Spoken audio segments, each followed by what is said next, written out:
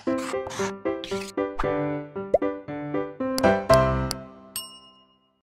बच्चों, welcome to our study channel Blueprint Digital. मैं सचिन शर्मा, आपका फिजिक्स टीचर, आपका वेलकम करता हूं हमारे आज के इस लेक्चर में। तो हमारा आज का लेक्चर क्या है? हमारा आज का लेक्चर आधुनिक भौतिकी यानी कि मॉडर्न फिजिक्स। तो मॉडर्न फिजिक्स क्या है, इसको थोड़ा समझते हैं, और इसको समझने के साथ साथ में हम एक चीज़ और समझते हैं कि जो हम पुराने लेक्चर्स में पढ़ के आए हैं। तो पहले तो आपको बता दूं, मैं पहले लेक्चर हमने इससे पहले क्या पढ़ा है, अभी आपको दिख रहा होगा 10, 11, 12, 13, 14, 15, 16।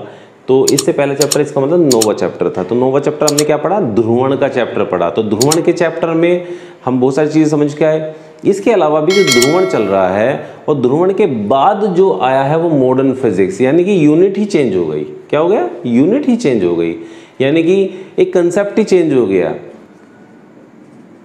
प्रकाशिकी यानी कि ऑप्टिक्स। ऑप्टिक्स हम लोग पढ़ रहे थे। तो ऑप्टिक्स में बहुत सारे हमने चैप्टर्स देखे, बहुत सारे कंसेप्ट्स देखे, बहुत सारे तथ्य देखे। तो वो क्या थे, एक बार थोड़ा सा रिकॉल कर लेते हैं। तो थोड़ा सा रिकॉल करने के क्रम में हमने क्या देखा? प्रकाश का, क्योंकि ऑप्टिक्स है, प्रकाश के बारे में चल रहा है, तो प्रकाश का क्या आएगा? प्रकाश का परावर्तन आ जाएगा। और परावर्तन आ जाएगा तो यहाँ पर सीधी सी बात है कि समतल दर्पण भी तो आएगा, समतल दर्पण आ जाएगा। प्रकाश का परावर्तन कर लिया है आपने, तो अब इसका अपवर्तन भी पढ़ लो। तो अपवर्तन भी हमने पढ़ लिया। अपवर्तन पढ़ा तो आपने वहाँ पर लेंस भी पढ़ लिए, लेंस भी देख लिए। प्रकाश का अपना परावर्तन पढ़ा था, तो वहाँ पर आपने क्या और पढ़ा था? आपने दर्पण पढ़े थे। क्या पढ़े थे? दर्पण। दर्पण में समतल दर्पण मैंने आपको बता दिया। दर्पण में आपने दो तरह के दर्पण भी वहाँ देखे। कौन कौन से देखे? उसमें देखे अवतल दर्पण देखा आपने, और उत्तल दर्पण आपने देखा। तो दो तरह के दर्पण पढ़ लिए। अब बात करते हैं लेंस की। तो लेंस में आपने क्या पढ़ा? लेंस में अवतल दर्पण, और लेंस में उत्तल, एक मिनट सॉरी, लेंस में अवतल लेंस, और लेंस में उत्तल लेंस आपने पढ़े। इसके अलावा भी विभिन्न लेंस भी पढ़े हैं, कुछ और तरह के लेंस भी हमने पढ़े हैं, ठीक है। परंतु मैंने जो मेन थे उनके बारे में लिख दिया। वो मेन कौन से थे? वो ये थे। इसके अलावा आपने प्रकाश है, तो प्रकाश का व्यतिकरण भी समझाया हमने आपको। वहाँ पर प्रकाश का व्यतिकरण समझाया, तो प्रकाश का हमने विवर्तन भी आपको समझाया। प्रकाश का ध्रुवण भी हमने आपको समझाया, जो चैप्टर नंबर 9 था। और प्रकाश का हमने तरंग सिद्धांत समझाया, क्योंकि ये सारे जितने भी विवर्तन हो, चाहे ध्रुवण हो, चाहे व्यतिकरण हो, ये सब तरंग रूप पर ही आधारित हैं। तरंग रूप प्रकाश का होता है, इसलिए ये घटनाएं होती हैं। तो ये सारी चीज़ें हमने वहाँ समझी। इसके अलावा भी बहुत सारे इंपॉर्टेंट फैक्ट्स हमने इस प्रकाशिकी के इस पूरी यूनिट में समझ के आए हैं, और इसे इतना बेहतरीन ढंग से मैंने समझाने की कोशिश की है कि आपको लेक्चर देखने के बाद में किसी और सोर्स से कुछ भी देखना ना पड़े, ठीक है। साथ में हमने न्यूमेरिकल्स आपको वहाँ पे सोल्व कराए हैं। हर चैप्टर में न्यूमेरिकल्स हमने, जो मेन टॉपिक्स में न्यूमेरिकल्स, और वही न्यूमेरिकल्स वहाँ पर हल किए गए हैं जो कि एग्जाम में आ सकते हैं। इंपॉर्टेंट टॉपिक्स ही हल किए गए हैं वहाँ पे। तो ये आपको पढ़ने बहुत इंपॉर्टेंट है। तो जो बच्चे आज ही हमारे इस वीडियो को ज्वाइन करे हैं, जिन बच्चों ने आज ही इस वीडियो को ज्वाइन किया है, तो वो जाकर पुरानी यूनिट्स में भी, प्रकाशिकी पर भी उठा लें, क्योंकि 12th की 2nd नंबर की बुक यानी कि पार्ट 2 का ये प्रकाश की एक इम्पोर्टेंट यूनिट थी, जो हमने वहाँ पर जो हमने पिछले लेक्चर में ख़त्म कर दिया, यानी कि 9th नंबर के चैप्टर में हमने ख़त्म कर दिया, ध्रुवण वाले में। आज तो हम ये 10वें चैप्टर से अब आगे बढ़ने वाले हैं। तो अब हम बात वैसे भी आधुनिक भौतिकी के बारे में करने वाले हैं। तो ये आपको चीज़ें क्लियर होगी कि कैसे कैसे क्या क्या हमने समझा दिया। तो ये सारे कहाँ मिलेंगे आपको?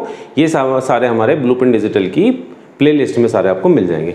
तो बात करते हैं अब हम आधुनिक भौतिकी की।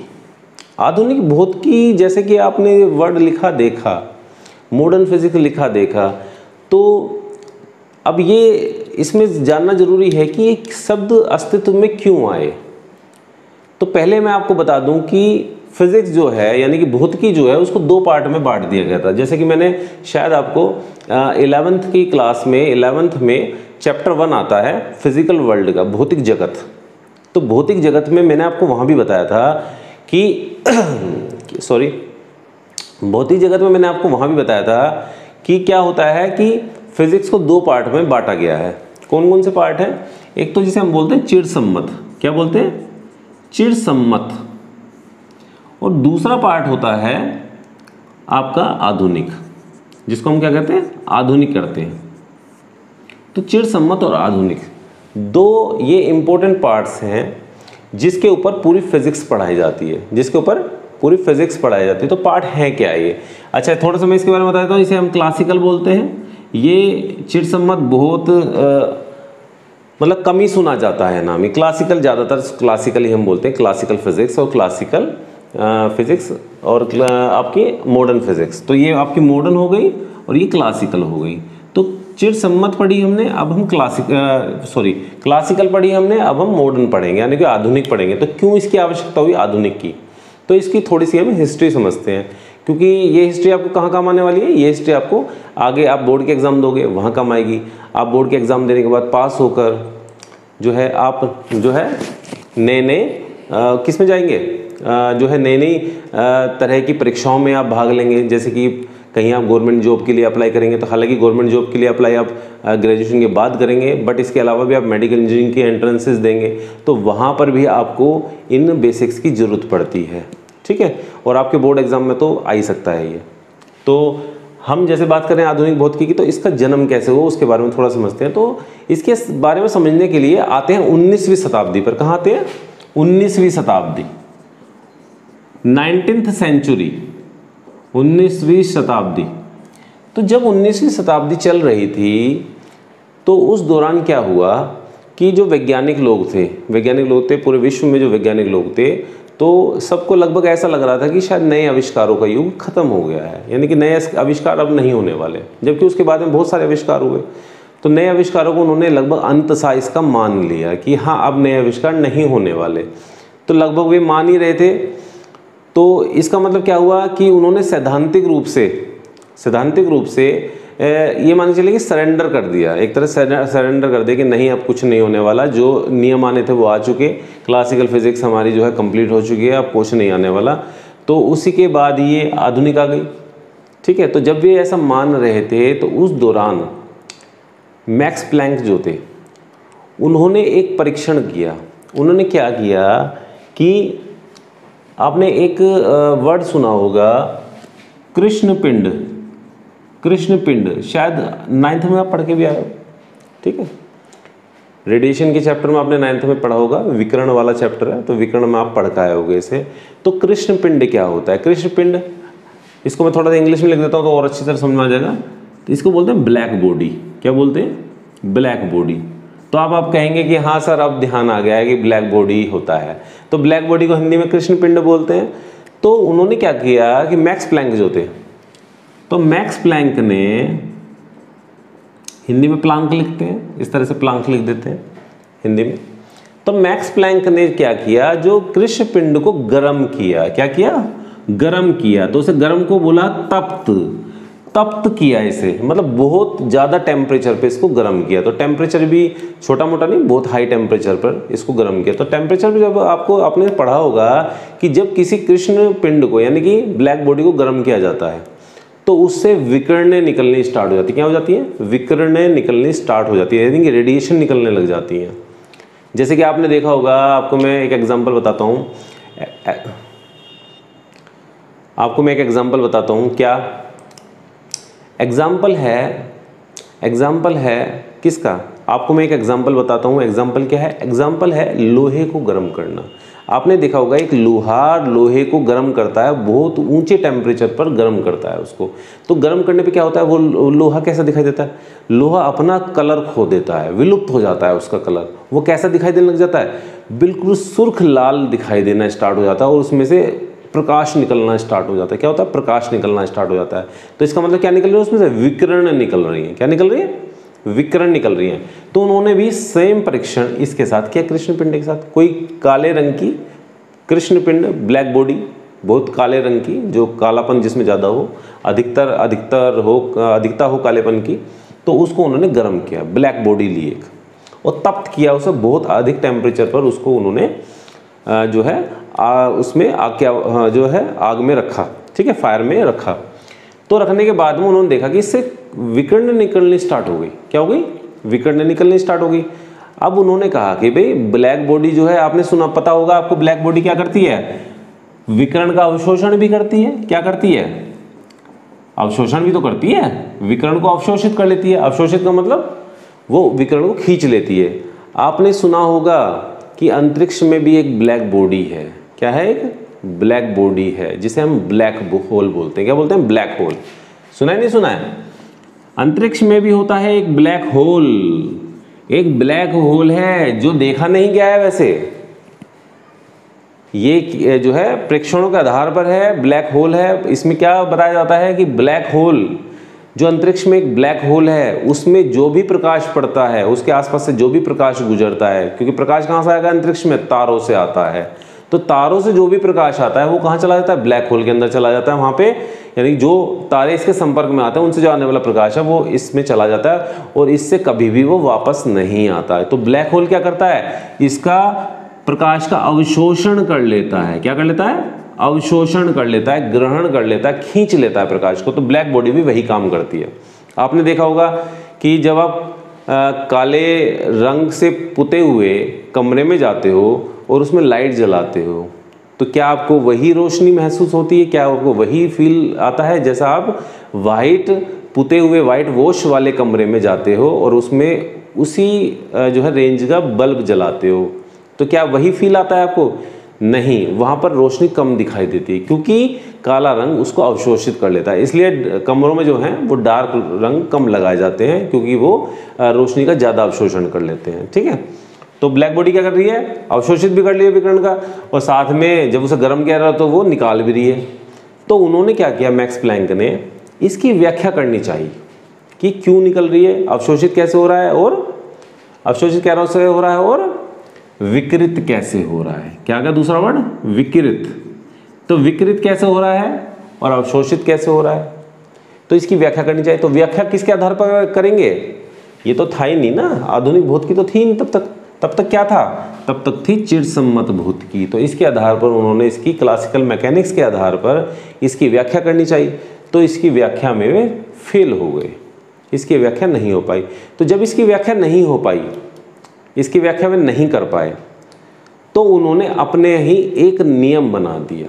उन्होंने अपना ही क्या नियम बना दिया? उन्होंने अपने अनुसार ही एक नियम बनाया। उन्होंने कहा कि जो एक ब्लैक बॉडी होती है तप्त कृष्ण पिंड है, वो प्रकाश जो अवशोषित करता है और जो उत्सर्जित करता है, विकिरित का दूसरा नाम क्या है? उत्सर्जित। तो इसे आप उत्सर्जित भी कह सकते हो। तो प्रकाश अवशोषित करता है, उत्सर्जित करता है, तो वो अविभाज्य इकाइयों के रूप में करता है। किस रूप में करता है? अविभाज्य इकाइयों के रूप में करता है। और इन इकाइयों को उन्होंने क्या कहा? इन इकाइयों को उन्होंने क्वांटम कहा। क्या कहा? क्वांटम। QUANTUM नाम आया ध्यान में? पढ़ा है, सुना है कभी क्वांटम क्या होता है? तो क्वांटम के रूप में उन्होंने इस ऊर्जा को परिभाषित किया कि जो वो ऊर्जा निकालता है तप्त कृष्ण पिंड, वो क्वांटम के रूप में निकालता है। तो मैक्स प्लैंक की थ्योरी आ गई। मैक्स प्लैंक ने नई थ्योरी दे दी, इससे अलग, क्लासिकल फिजिक्स से इसका कोई मतलब नहीं है। अब आती है बात आइंस्टाइन की। एक महान वैज्ञानिक 19वीं सदी के आसपास के, 19वीं 20वीं सदी के लगभग मान सकते हो आप, तो 19वीं 20वीं सदी के एक महान वैज्ञानिक, महान साइंटिस्ट जिनके आने के बाद ही ये वर्ड हमें समझ में आया, इस वर्ड का अस्तित्व आया। तो महान साइंटिस्ट कौन थे? आपने सुना होगा और काफ़ी नाम उनका लिया जाता है। तो वो कौन थे? तो उनका नाम लिखने के लिए मुझे थोड़ी जगह बनानी पड़ेगी। यहाँ पे नाम तो बहुत ज़्यादा बड़ा नहीं है, पर इतना तो सम्मान हमें उस नाम को देना ही चाहिए कि इसे थोड़ा सा खाली कर लेते हैं।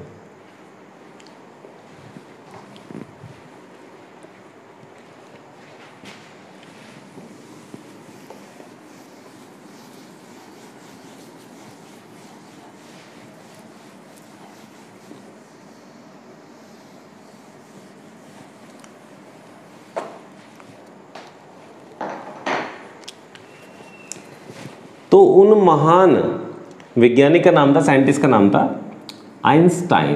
क्या था? आइंस्टाइन। वैसे इस प्रकार से लिखते हैं आइंस्टाइन, ठीक है। और पूरा नाम था उनका अल्बर्ट आइंस्टाइन, ठीक है। आइंस्टाइन को इंग्लिश में भी लिखना हो तो आप ऐसे लिख सकते हो, आइंस्टाइन।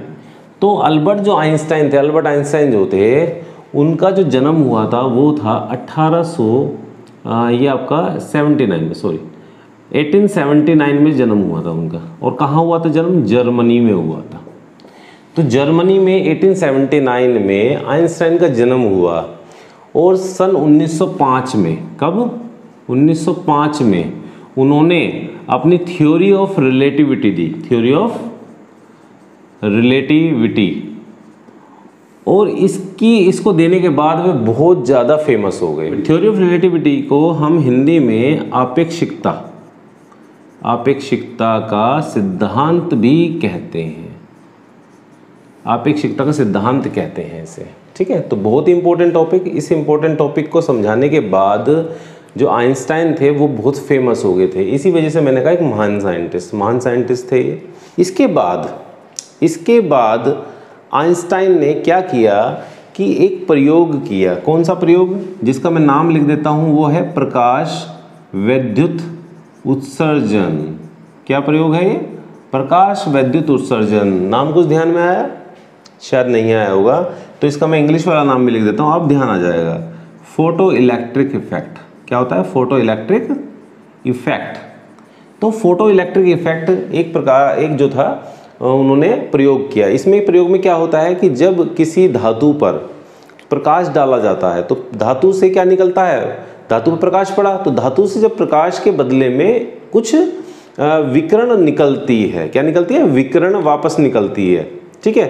तो वो क्या होती है? तो उसको समझाने के लिए कि जो प्रकाश का वापस उत्सर्जन हो रहा है, पहले तो प्रकाश उसने ले लिया मेटल ने, तो मेटल ने जब प्रकाश ले लिया तो उससे भी वापस कुछ प्रकाश निकला, यानी कि कुछ प्रकाश उत्सर्जित हुआ। उस प्रकाश को समझाने के लिए जो है हमारी जो चिरसम्मत भौतिकी थी, चिरसम्मत भौतिकी, ये यहाँ भी विफल हो गई, यहाँ भी ये असफल हो गई इसको समझाने में। इसकी व्याख्या नहीं की जा सकी इस वाले जो है हमारी फिजिक्स से, इस फिजिक्स से इसकी व्याख्या भी नहीं की जा सकी। तब ये वैज्ञानिकों ने माना कि नहीं, वे उस टाइम पे गलत थे जो ये सोच रहे थे कि आविष्कारों का युग खत्म हो चुका है, क्योंकि आविष्कारों का युग अभी आगे दूसरे नाम से अस्तित्व में आना था, जो कि था आधुनिक भौतिकी के नाम से, यानी कि मॉडर्न फिजिक्स के नाम से। तो इसे प्रकाश वैद्युत उत्सर्जन को आइंस्टाइन ने समझाया। किसने समझाया? आइंस्टाइन ने समझाया। और उन्होंने इसे समझाने के लिए मैक्स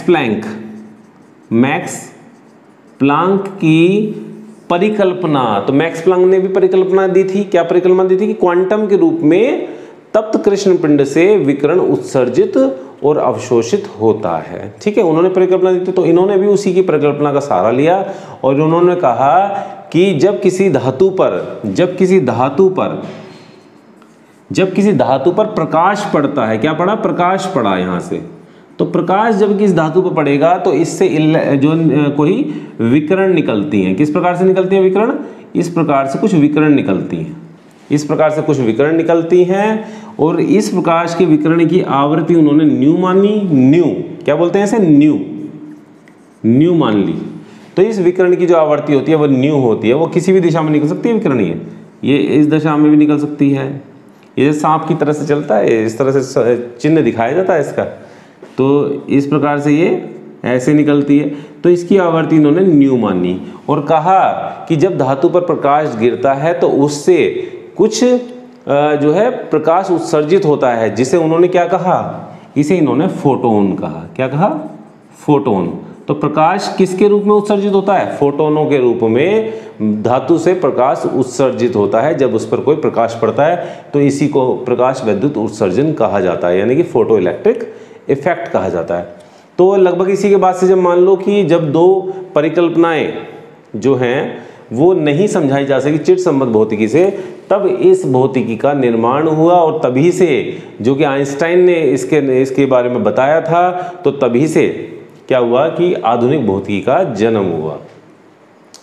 तो आधुनिक भौतिकी को पढ़ने के लिए हमें ये लगभग 11 मतलब ये आपके 7 चैप्टर 7 चैप्टर्स हमें पढ़ने पड़ेंगे। तो इन चैप्टर्स में 10, 11, 12, 13, 14, 15, 16 ये चैप्टर्स हैं और ये क्या हैं इनके बारे में थोड़ा सा हम समझते हैं।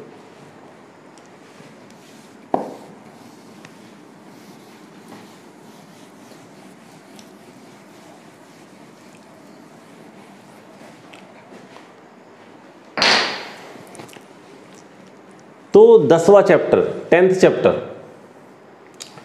चैप्टर जो हम इस इंट्रोडक्शन के बाद वाले टॉपिक में पढ़ेंगे, बाद वाले लेक्चर में पढ़ेंगे, तो वो 10वां चैप्टर है। वो क्या है? विकिरण तथा विकिरणों की द्वैत प्रकृति। आपको पता होगा कि विकिरण किसे हम कहते हैं? विकिरण प्रकाश को ही कहा जाता है। क्या कहा जाता है? प्रकाश को ही विकिरण कहा जाता है। प्रकाश को ही विकिरण कहा जाता है। तो विकिरण जो है आपने पढ़ा, प्रकाश की हमने पढ़ाई आपको, तो प्रकाश में क्या पढ़ा आपने? कि प्रकाश के में ये पढ़ा कि जो विकिरण होता है वो क्या होता है? तरंग के रूप में चलता है प्रकाश। पढ़ा है ना उसमें, तरंग के रूप में प्रकाश चलता है।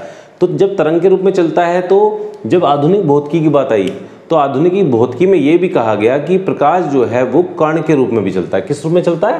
कण के रूप में। और कण या फिर कणिका कह लो, तो कणिका और तरंग सिद्धांत के रूप में दो रूपों में चलता है। और इस वजह से इसे क्या कहते हैं? द्वैत प्रकृति कहते हैं। कि प्रकाश की क्या है या विकिरण की क्या है? द्वैत प्रकृति है, यानी कि डबल जो है साइड है उसकी, दो प्रकार की प्रकृति होती है। ठीक है, इसमें हम साथ में क्या पढ़ेंगे?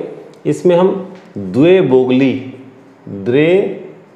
ब्रोगली का सिद्धांत भी पढ़ेंगे। क्या पढ़ेंगे? ब्रोगली का सिद्धांत, ब्रोगली का पढ़ेंगे यहाँ पे।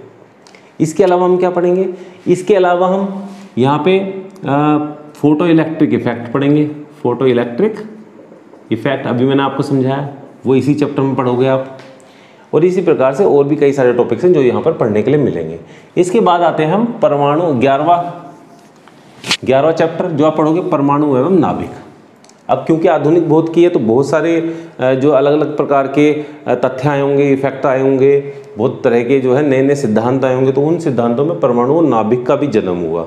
ये जन्म नहीं कह के आप इसे खोज कहिए, आविष्कार हुआ एक तरह का ये, क्योंकि ये इन्वेंशन नहीं है। क्योंकि आप ये मान के चलिए कि जो भी वस्तु अस्तित्व में है, चाहे वो मेरा ये मार्कर ही क्यों ना हो, तो इस मार्कर में भी नाभिक है, परमाणु है।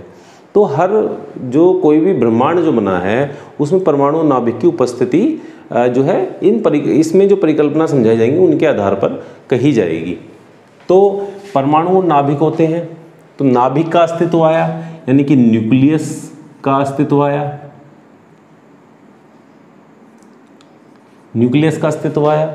परमाणु यानी कि एटम का अस्तित्व आया, कि एटम होते हैं, न्यूक्लियस होता है। और न्यूक्लियस आया तो यहाँ पर इसकी संरचना भी आ गई। क्या आ गई? संरचना, यानी कि न्यूक्लियस का स्ट्रक्चर क्या होता है, न्यूक्लियर का क्या होता है, स्ट्रक्चर क्या होता है। और न्यूक्लियस इस प्रकार से एक द्रव्यमान होता है, न्यूक्लियस जो बहुत ही छोटा द्रव्यमान होता है। और द्रव्यमान के अंदर क्या होता है?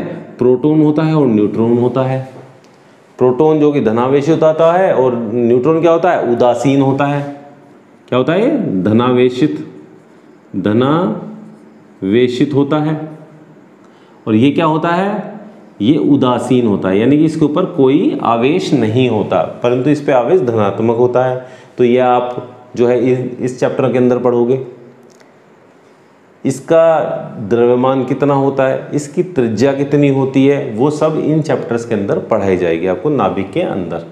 ठीक है, इसके अलावा आप 13वां चैप्टर पढ़ोगे रेडियो धर्मिता का। रेडियो धर्मिता को पहले तो समझ लो, इंग्लिश में क्या बोलते हैं, बहुत ही जाना पहचाना नाम है, रेडियो एक्टिविटी। रेडियो धर्मिता को रेडियो एक्टिवता भी बोलते हैं, रेडियो एक्टिवता भी बोलते हैं। क्या होता है रेडियो एक्टिवता? थोड़ा सा मैं इंट्रोडक्शन दे देता हूँ यहाँ पे। रेडियो एक्टिवता क्या होता है कि आपने सुना होगा कि कभी का पुराना समय था जब जापान पे परमाणु बम गिरा दिए गए थे। ठीक है, नागासाकी जापान पर परमाणु बम गिराए गए थे। तो उसके बाद सुनने में आता है, और ये हकीकत है कि उसके कई वर्षों बाद तक भी वहाँ पर जो बच्चे थे वो अपंग होते थे पैदा। क्या होते थे? अपंग होते थे। बहुत सारे लोगों को वहाँ पर कैंसर हो गया था। वो किस कारण से हुआ था? वो परमाणु बम गिरने के कारण से हुआ था। और परमाणु बम गिरने का कारण से क्यों होता है ऐसा? क्योंकि परमाणु बम गिरने के कारण, परमाणु बम आपने सुना होगा कि जब परमाणु बम गिराया जाता है कहीं पे, तो परमाणु बम कोई छोटी मोटी चीज़ नहीं होती। जो परमाणु बम होता है हमारा, परमाणु बम ये लगभग हर देश के पास है। आज की स्थिति में लगभग हर देश के पास परमाणु बम है, और कई संख्या में भी हैं। तो परमाणु बम एक विनाशकारी प्रोजेक्ट है, एक तरह का विनाशकारी है ये। इसे ऐसा बताया जाता है, और ये हकीकत में भी है, वास्तविक भी है, कि जब किसी शहर पर ये गिरा दिया जाए, यदि इसको परमाणु बम को गिरा दिया जाए, तो ये उस शहर, केवल उस शहर को ख़त्म नहीं करता, ये बहुत बड़े एरिया में ख़त्म कर देता है सब कुछ। यानी कि कई शहरों का ये अस्तित्व मिटा देगा। यदि किसी अकेले शहर पर भी इसे गिरा दिया जाए तो कई आसपास के उसके रेडियस में, यानी कि जैसे सपोज करो ये एक यहाँ पे गिरा दिया, तो इसके रेडियस के अंदर, ये रेडियस है इसकी, तो इस रेडियस के अंदर जितने भी शहर आएंगे, तो वो चाहे 50 किलोमीटर की रेंज में हो, चाहे 100 किलोमीटर की रेंज में हो, जितना इसका अस्तित्व होगा उतनी रेंज में सब कुछ खत्म कर देगा। तो ऐसा कैसे करेगा वो भी मैं समझाऊंगा। वो समझाऊंगा कहाँ पे? नाभिकीय ऊर्जा में। तो नाभिकीय ऊर्जा में क्या होता है? नाभिकीय ऊर्जा में यही होता है कि इसमें अनियंत्रित, क्या होती है इसमें? अनियंत्रित श्रृंखला अभिक्रिया होती है, अनियंत्रित होती है, जिसमें न्यूट्रॉन्स निकलते हैं। क्या निकलते हैं? न्यूट्रॉन्स निकलते हैं। और वो जो न्यूट्रॉन्स होते हैं वो नई श्रृंखला को जन्म देते जाते हैं। हर श्रृंखला में न्यूट्रॉन्स निकलते हैं, हर श्रृंखला में न्यूट्रॉन्स निकलते हैं, और वो नया विखंडन कर देते हैं। क्या करते हैं? नया विखंडन। क्योंकि इसमें क्या होता है परमाणु बम में? या तो यूरेनियम होता है, या प्लूटोनियम होता है, या क्या होता है? थोरियम होता है। तो ये परमाणु क्या बोलते हैं? रेडियो एक्टिव तत्व हैं ये। और जब इन पर न्यूट्रॉन की बमबारी की जाती है तो ये यूरेनियम या प्लूटोनियम को विखंडित करते हैं, और जो विखंडित हुआ यूरेनियम बचता है, उसको अगले न्यूट्रॉन, जो और न्यूट्रॉन्स अपने आप पैदा हो जाते हैं विखंडन के बाद। जब परमाणु बम छोड़ा जाता है तो न्यूट्रॉन्स निकलेंगे, न्यूट्रॉन्स और न्यूट्रॉन्स को जन्म देते हैं, और न्यूट्रॉन्स को हर रिएक्शन होती है उसमें बार बार, कि जब यूरेनियम पर ये जाकर टकराए, ये यूरेनियम है मान लो, या फिर रेडियो एक्टिव कोई तत्व है, यहाँ पर ये न्यूट्रॉन जाके इस पर टकराया, यहाँ पे इस पर जाकर टकराया, तो इससे कितने न्यूट्रॉन्स निकल गए? कितने न्यूट्रॉन्स निकल गए? 3 प्रकार के न्यूट्रॉन निकल गए। अब इससे भी कितने निकल जाएंगे? इससे भी कितने निकल जाएंगे? इस प्रकार से चेन बन जाती है और ये न्यूट्रॉन्स निकलते चले जाते हैं, और प्लूटोनियम या थोरियम या रेडियम को, ये यूरेनियम को ये विखंडित करते चले जाते हैं, और इसमें शहर के शहर जो है बर्बाद होते चले जाते हैं। ठीक है, तो ये एक बार गिरने के बाद कई दिनों तक, या हो सकता है कुछ महीनों तक भी, कुछ सप्ताह तक भी ये विखंडन लगातार चलता रह सकता है, और लगातार विस्फोट होता रह सकता है यदि किसी शहर पर इसे गिरा दिया जाए। तो इसलिए बहुत खतरनाक मान जाता है। और कई बार जो हमने सुना भी है कि जो है कभी तो अमेरिका जो है उत्तर कोरिया को धमकी दे रहा है, उत्तर कोरिया अमेरिका को धमकी दे रहा है, और ये अनुमान लगाया जा रहा है मीडिया के द्वारा। मीडिया लगभग बता भी रही है लगातार। क्या बताती है? वो ये बताती है कि शायद ऐसा हो जाए कि तीसरा विश्व युद्ध हो जाए। तो तीसरे विश्व युद्ध होने में जो है इसी का जिक्र आता है। किसका जिक्र आता है? इसका। क्योंकि जब तीसरा विश्व युद्ध की बात आएगी तो ये कहीं ना कहीं इसका अस्तित्व सामने आएगा, और ये जब आएगा तो फिर ये विनाश करेगा। तो विश्व युद्ध का क्या मतलब है? विनाश। तो विनाश के जो संदर्भ में जो छुपा हुआ नाम है, जो मीडिया भी नहीं बोलता है परमाणु बम, वो ये होता है जो विश्व युद्ध से संबंधित होता है, क्योंकि यही गिराए जाते हैं जगह जगह पर, और उसमें देशों का विनाश हो जाता है आपस में। तो इसलिए बहुत विनाशकारी चीज़ें हैं ये। तो हम कहाँ पढ़ेंगे इन्हें? यहाँ पढ़ेंगे नाभिकीय ऊर्जा में। और ये दोनों आपस में चैप्टर रिलेटेड हैं, क्योंकि यहाँ से ही रेडियो एक्टिव तत्व मिलेगा, तो यहाँ जाकर विखंडन कर देगा वो। पर क्योंकि केवल नाभिकीय ऊर्जा विखंडन से नहीं होती, नाभिकीय ऊर्जा संलयन से भी होती है। किससे होती है? संलयन से भी होती है। आप कहेंगे सर संलयन क्या चीज़ है? संलयन बताओ, संलयन क्या चीज़ है? तो संलयन क्या चीज़ है? सुनो, संलयन को पहले तो इंग्लिश में बता देता हूँ, फ्यूज़न बोलते हैं उसको। क्या बोलते हैं? फ्यूज़न। और विखंडन को क्या बोलते हैं? विखंडन को बोलते हैं फिशन। क्या बोलते हैं? दोनों नाम मिलते जुलते हैं, बिल्कुल मिलते जुलते नाम है, दिख रहे हैं आपको? संलयन फ्यूज़न, विखंडन फिशन। विखंडन का मतलब जो है उसे तोड़ा जाना, ज़बरदस्ती हम कर रहे हैं तोड़ने की। ठीक है, तोड़ने की ज़बरदस्ती कर रहे हैं, तो तोड़कर विखंडन किया जा रहा है। तो ये परमाणु बम आ जाता है, इस पर आधारित। क्या आ जाता है? परमाणु बम। परमाणु बम विखंडन पे आधारित होता है। पर जो संलयन होता है ये जोड़कर विखंडन करता है। क्या करता है? जोड़ता है। इसमें दो चीज़ों को जोड़ा जाता है, दो चीज़ों को जोड़ा जाता है इसमें, यानी कि दो अणुओं को या दो परमाणुओं को आपस में, दो द्रव्यमानों को आपस में जोड़ा जाता है। और जोड़ने के फलस्वरूप क्या होगा? जोड़ने के फलस्वरूप अत्यधिक मात्रा में ऊर्जा निकलती। क्या निकलती है? ऊर्जा निकलती है। और वो ऊर्जा भी कई बार विनाश का कारण हो सकती है। ठीक है, तो संलयन में क्या आता है? संलयन में आपका जो आ जाता है वो हाइड्रोजन बम आ जाता है। क्या आ जाता है? Hydrogen bomb. क्योंकि हाइड्रोजन बम जब बनाया जाएगा तो वो संलयन से ही बनाया जाता है, हाइड्रोजन को मिक्स करके बनाया जाता है और उसके बाद वो विखंडन किया जाता है उसका। ठीक है, उसके बाद वो फटता है और वो विनाश करता है, पर वो विनाश इसके मुकाबले, जो परमाणु बम के मुकाबले, कम विनाश करता है। ये विनाश, क्योंकि ये एक स्थिति में जाकर विनाश इसका रुक जाता है, परंतु जो परमाणु बम की स्थिति में इसमें विनाश रुक नहीं पाता। ये लंबा एक चैन के रूप में होता है, चैन बन जाती है ये। तो हाइड्रोजन बम में चैन नहीं बनती है। ठीक है, वहाँ विनाश रुक जाता है। अच्छा, ये संलयन क्या केवल नुकसानदेह ही है, फायदेमंद नहीं है? जी हाँ, ये फायदेमंद भी है। कहाँ फायदेमंद है? फायदेमंद है ये, सोचो यदि आपको कुछ समझ में आ रहा है कि कहाँ फायदेमंद हो सकता है, कहाँ ये संलयन लग रहा होगा। ये संलयन जो लग रहा है हमारे इस ब्रह्मांड के तारे पर लग रहा है। किस तारे पे? पहले तो सबसे बड़े तारे के मैं नाम ले लेता हूँ, जिसका नाम है सूर्य। हमारा सन, हमारा जो सन है ये, इस सन में ये संलयन होता है, फ्यूज़न होता है इस सन में। और सन में जब फ्यूज़न होता है तो इससे क्या निकलती है? इससे एनर्जी निकलती है। क्या निकलती है?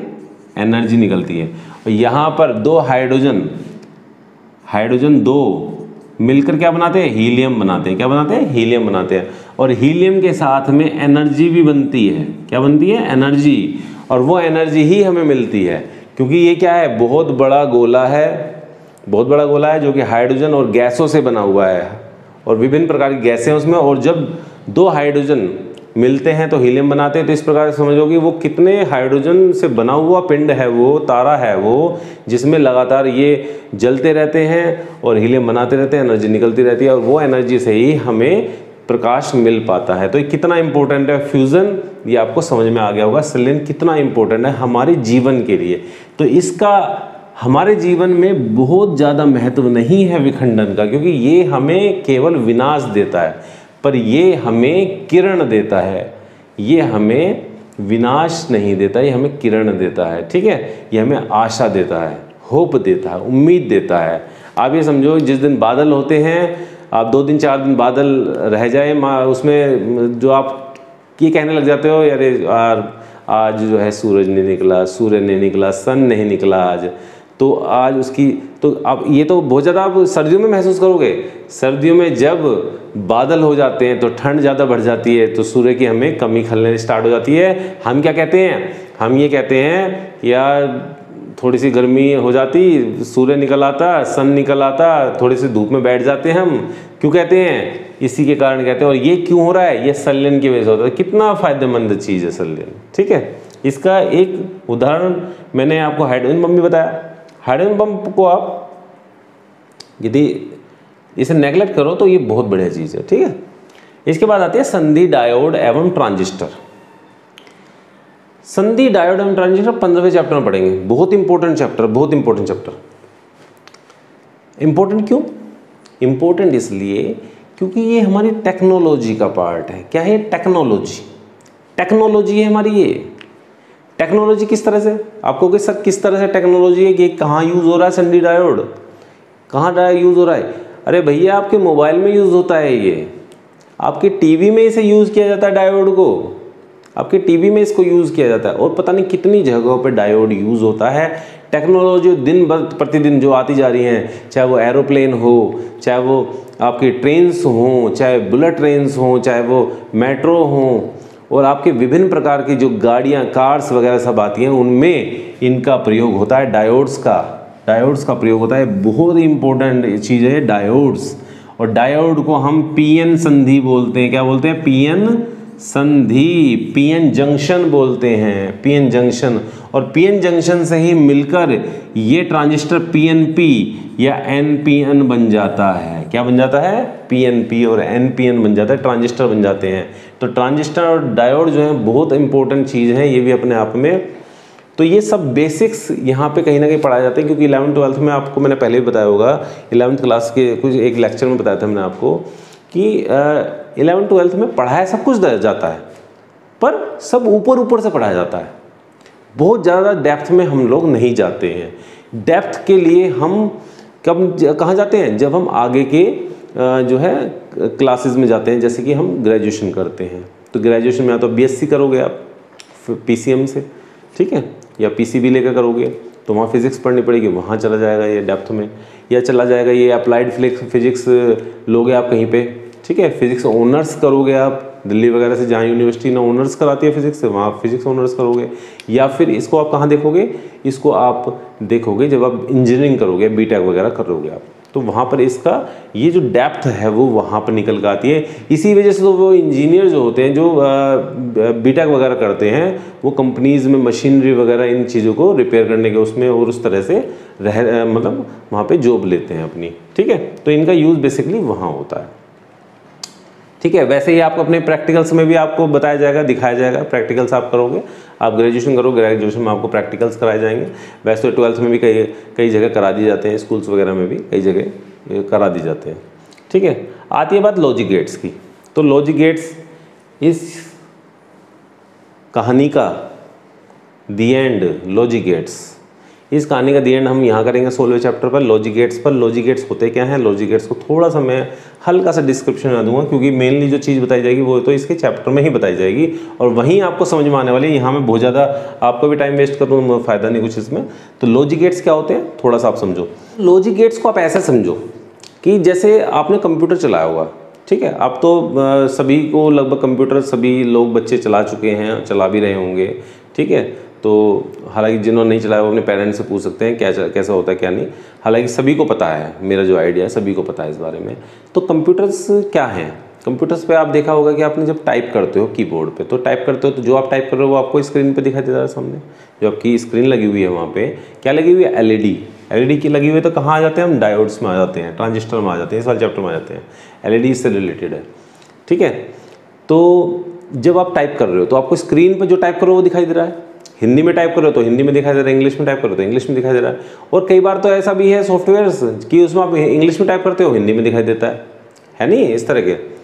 पर क्या जो आप लिख रहे हो और वो दिखा रहा है कंप्यूटर, क्या अंदर से वो भी वही पहचानता है उसे? क्या वो कंप्यूटर भी जानता है जो आप लिख रहे हो और जो आपको दिखाई दे रहा है? क्या कंप्यूटर भी उसको वैसा ही पढ़ रहा है और कंप्यूटर उसे वैसा ही एक्सेप्ट कर रहा है जैसा आप लिख रहे हो? आपने लिखा Ram is going to the school, Ram is ill, Shyam wents to school daily. आप ये जब लिख रहे हो तो क्या कंप्यूटर भी वही समझ रहा है? Ram wents to go, Ram wants to eat, क्या वही समझ रहा है कंप्यूटर? नहीं, कंप्यूटर इस भाषा को नहीं समझता जो आप भाषा उसे दे रहे हो। कंप्यूटर उस भाषा को नहीं समझता, कंप्यूटर उस भाषा को नहीं समझता। कंप्यूटर केवल अपनी भाषा समझता है। क्या भाषा समझता है अपनी? कंप्यूटर अपनी भाषा समझता है जिसे हम बोलते हैं लैंग्वेज, मशीन लैंग्वेज। किसे बोलते हैं? Machine language. मशीन लैंग्वेज समझता है अपनी। वो क्या समझता है? Machine language. हिंदी में भी लिखूं मैं तो इसे मशीन लैंग्वेज। और मशीन लैंग्वेज में बहुत सारी लैंग्वेज आ जाती हैं। कहीं आ जाती है फोर्ट्रान, ये हालांकि अभी आपके कोर्स वगैरह में नहीं है फोर्ट्रान, हालांकि कुछ पार्ट इसमें बताया जा सकता है यहाँ पे। फोर्ट्रान, कोबोल, इस प्रकार की कुछ लैंग्वेजेस होती हैं, वो इनको समझता है। और ये लैंग्वेज का भी एक आधार है, उस आधार पे समझता है ये फालतू के अबाल बवाल नहीं समझता है। अब आप कहोगे सर तो हम तो लिखते तो वो हैं, तो वो अंदर तो वही जाता होगा। नहीं, वो नहीं जाता। उसका प्रोग्राम इस तरह से बनाया जाता है कि अंदर तो कुछ और ही पहुंचता है। आप तो कुछ और लिखते हो, अंदर कुछ और ही पहुंचता है। अंदर क्या पहुंचता है? अंदर पहुंचता है 0 और 1। ये लॉजिक्स होते हैं। क्या होते हैं? लॉजिक। इसी चीज़ पर आधारित क्या, इसे लॉजिक गेट कहा गया है। ये लॉजिक्स होते हैं।